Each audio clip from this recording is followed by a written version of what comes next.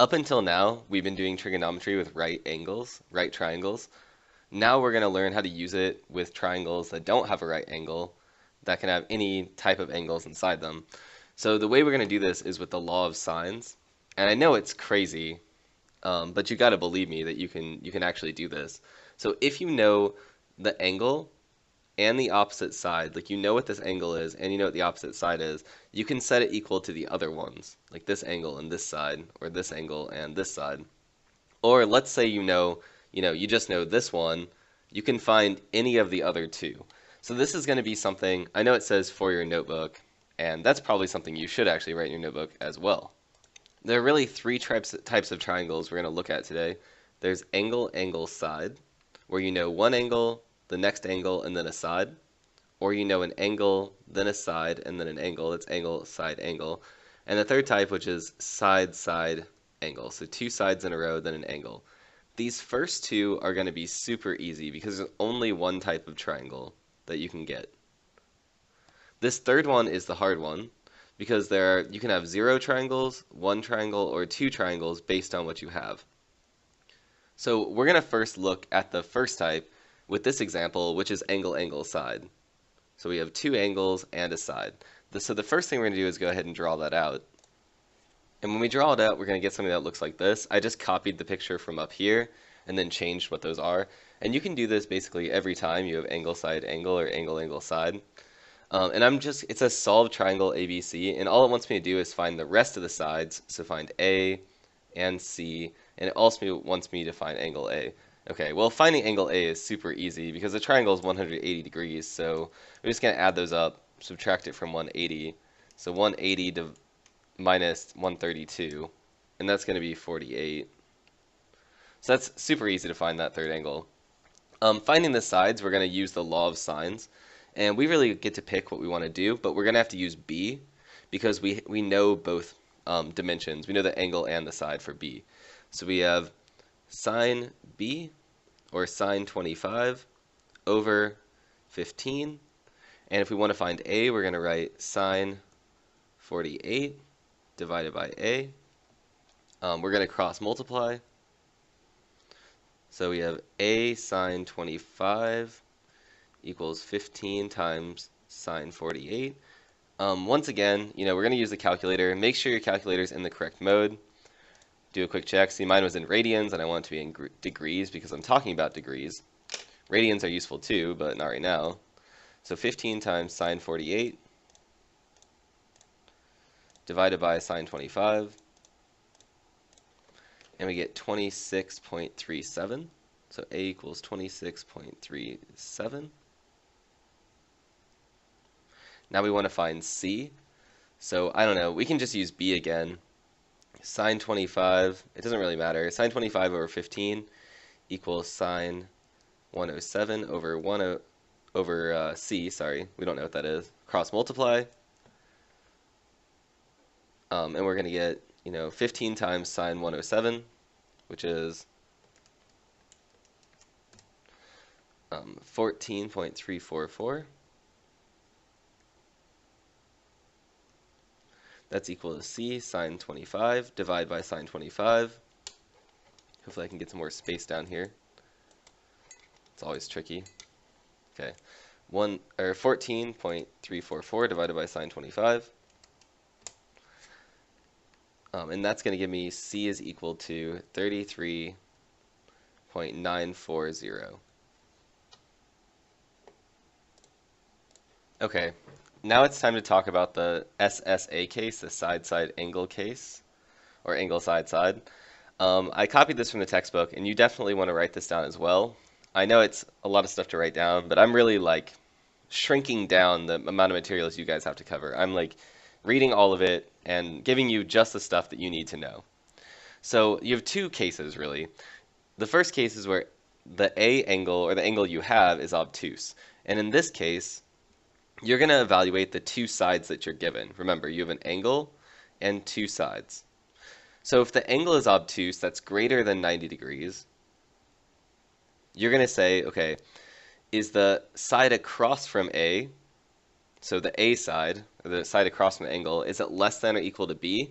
If that's the case, there's no triangle because it can't actually finish itself.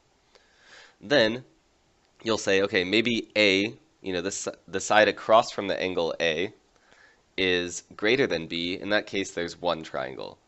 We'll look at some examples as well. So then you're going to say, okay, maybe so in the case of obtuse, you're either going to have no triangle or one triangle. In the case of acute angle, so less than 90 degrees, there's really four things that can happen.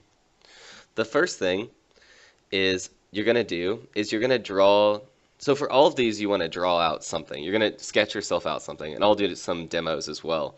But if the height of the triangle is greater than the side across from the angle there can't be a triangle. It just won't close itself. If the height is equal to the side across from the angle there's one triangle. This one's really weird. If the height is less than the A side, and the A side is less than the B side in length, then you have two triangles because one triangle is right here, and another possible triangle is right here. Or if A is greater than B, you just have one triangle that looks like this.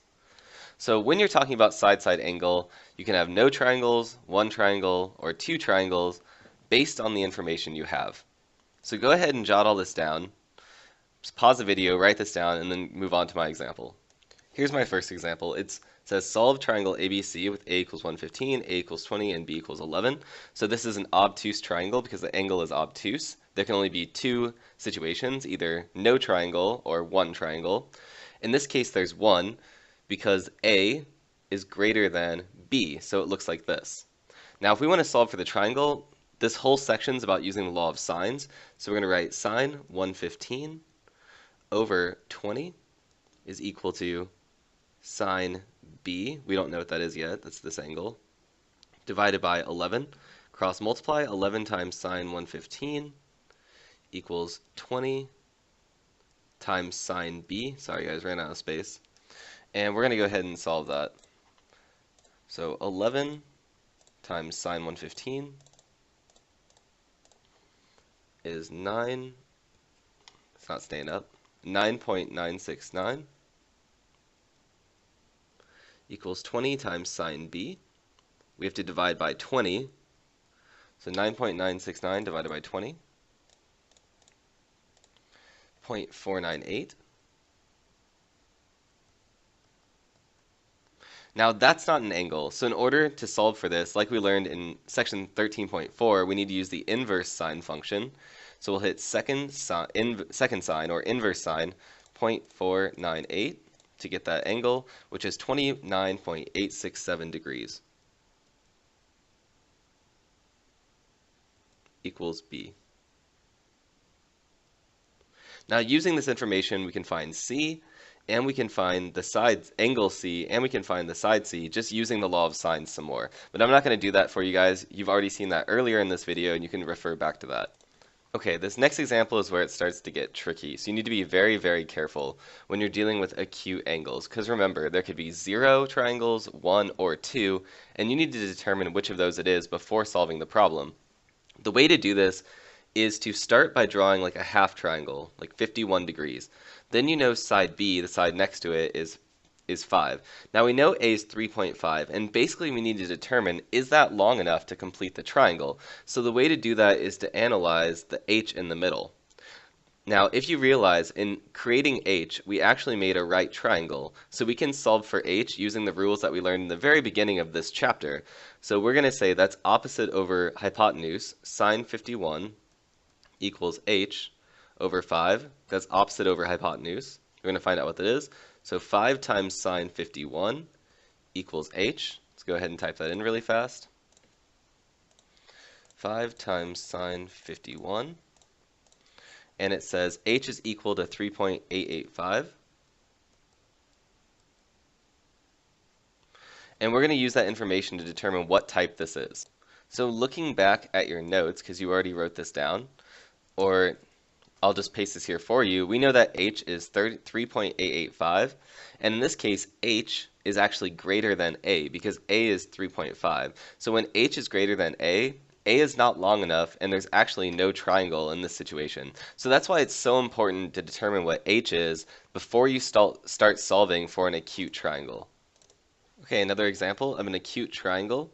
We need to solve for H first. We know the adjacent side is 16, or the hypotenuse is 16. We need to find H. So we say sine 40 equals H over 16, 16 times sine 40 to solve for H. That's our critical first step when we have an acute triangle. 16 times sine 40. We get 10.284 equals H. So now that we know what H is, we can compare it. So 10.284 equals H. I'm just going to write that here. So in this situation, H is 10.284. That's less than A, and A is less than B. So we actually have this one when H is less than A and A is less than B. We actually have two triangles. What that means is we actually have to solve for two separate triangles in doing this problem. We have this triangle on the left. That's 40, 16, 13. That's actually, coming inward. This last side's coming to the left. We have this triangle where 13 is going to the right. And the reason why we have to solve two different triangles is, in this case, the angle for B and the angle for C is actually going to be a lot different. So we have two answers. So if you get a problem like this, you need to actually have two triangles with two completely different sets of answers. Of course, to solve for these, you're going to use